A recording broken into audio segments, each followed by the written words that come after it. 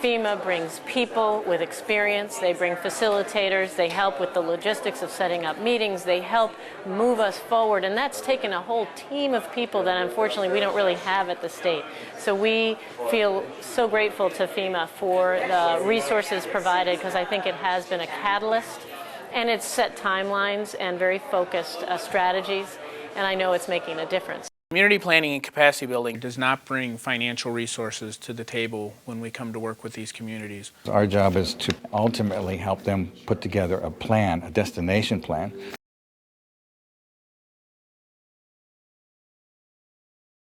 A long-term disaster recovery plan, such as the one that has been put forth by the town today, will certainly give those communities a competitive edge, not only in the consideration of an application for funding under our programs, but other federal and state resources, as well as foundation funding. One of the recovery partners was saying, I understand that Wilmington is thinking about going for downtown designation. As soon as you get that, then it'll fast track you onto this other granting process. And we said, I understand that it can take a year and a half. I said, well, but I've heard that it takes a year and a half to apply. And she said, Mary, you've already done all the work. Business in general, but also for green business. The long-term community recovery process encourages and supports the town in getting together, looking at their situation, and trying to understand what they can do to really move forward. It's very cool. It's very inspiring. It's a town taking hold of its future and planning a new direction, and you know, taking lemons and making lemonade, and that's a very exciting thing. We need this whole community involved. If you're going to rebuild a town after devastation like Tropical Storm Irene, it's not just town officials, department heads, FEMA, and the people that come in. To rebuild our town, you need the public involved.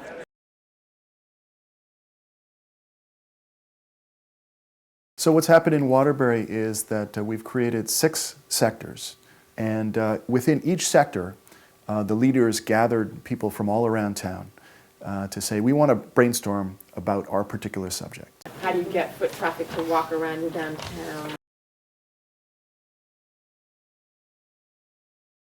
This is the first of the community meetings to lead us through a long-term recovery process for the town of Wilmington.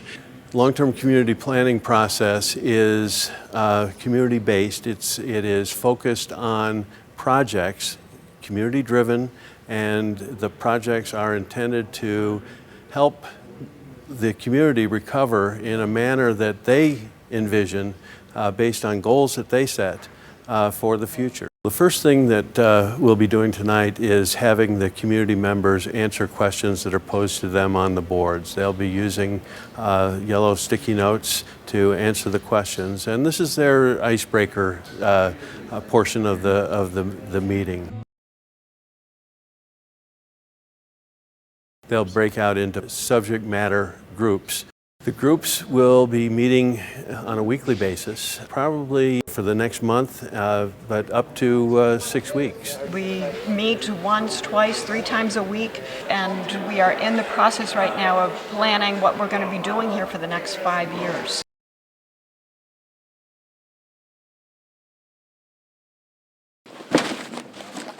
Well, as you can see, this is the Waterbury Task Force. We're counting the votes from last night's community fair. And it was just an incredible turnout. And everyone got to vote. They got to walk around the gym, do their own research, and decide what project they were going to vote on. I'm a senior at Twin Valley High School, and I'm here voting today because I think it's really important that the kids in my community and the communities surrounding Wilmington get a say in what's going to happen in the years to come.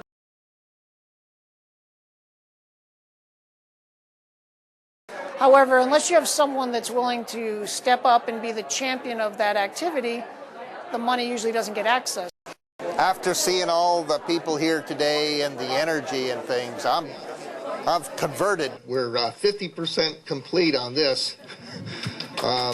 You really feel confident that this is the right thing and it's going to be good for the future of Waterbury. Every single idea, the big ideas that each group creates, each team creates, has itself a champion. So I was the champion for one of the ideas about efficient transportation. I am the project champion to create an art center in this town. And I'm a project champion for circularizing the village. To be a champion, I think what you need is a sense of the broad issue that you're addressing. What does it take to be a project champion? The last couple of weeks, I've been thinking that it takes somebody who's out of their mind. To be a project champion, it just takes love of where you are and a love of your community and a willingness to work with people and listen and work hard. I think the next step for us in the recovery is going to be whether all of the visions that we've come up with actually come to life.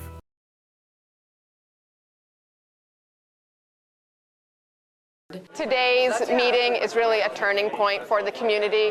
Up to now, we've been doing a lot of planning about how we think we can move forward, and today we're going to be able to start taking those plans and really start moving with them. The project champions are displaying and talking to the partners about their projects. We are presenting our community-generated long-term recovery plan to various state and federal agencies, telling them how we think we want to succeed and go forward, and they are here to help us find resources to do that. USDA Rural Development has about 40 different programs, and I would say 99% of the projects in the room we have programs that could assist with. Not only the number of projects brought forth, but the depth and understanding of each of those projects is very impressive.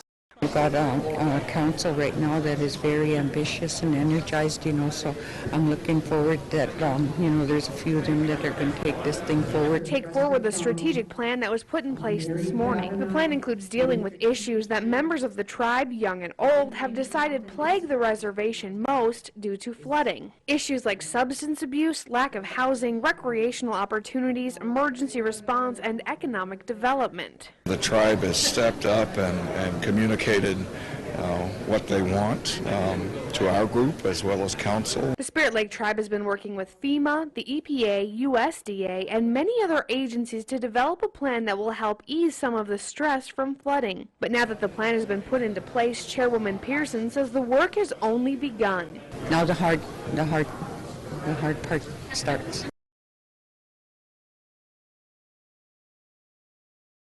So when Chairwoman Pearson asked for the federal assistance to think about the long term recovery, that is the right tone to strike.